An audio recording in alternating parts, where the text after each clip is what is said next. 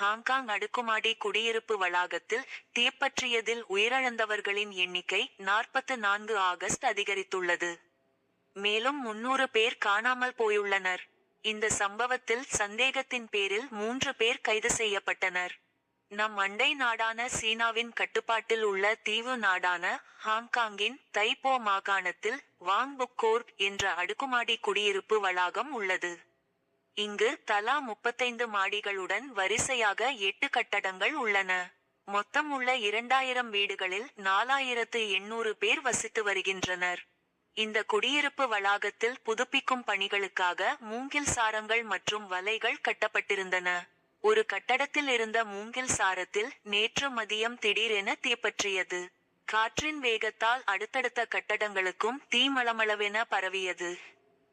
7 கட்டடங்களில் தீ பரவி கொழுந்து விட்டு எரிந்ததால் அந்த பகுதியே சிவப்பு நிறமாக காட்சியளித்ததுடன் புகை மண்டலமாக மாறியது. தகவல் அறிந்து 128 தீயணைப்பு வாகனங்களில் 767 தீயணைப்பு வீரர்கள் விரைந்து வந்து கட்டுக்கடங்காமல் எரிந்த தீயை பல நேரம் போராடி அணைத்தனர்.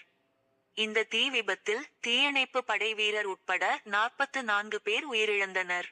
அவர்களில் பெரும்பாலானோர் முதியோர் என தெரியவந்துள்ளது. மேலும் 300 பேர் காணாமல் போயுள்ளனர். பலர் பலத்த காயமுற்று மருத்துவமனையில் சிகிச்சை பெற்று வருகின்றனர். இந்த சம்பவத்தில் சந்தேகத்தின் பேரில் 3 பேர் கைது செய்யப்பட்டனர். அவர்களிடம் விசாரணை நடந்து வருகிறது.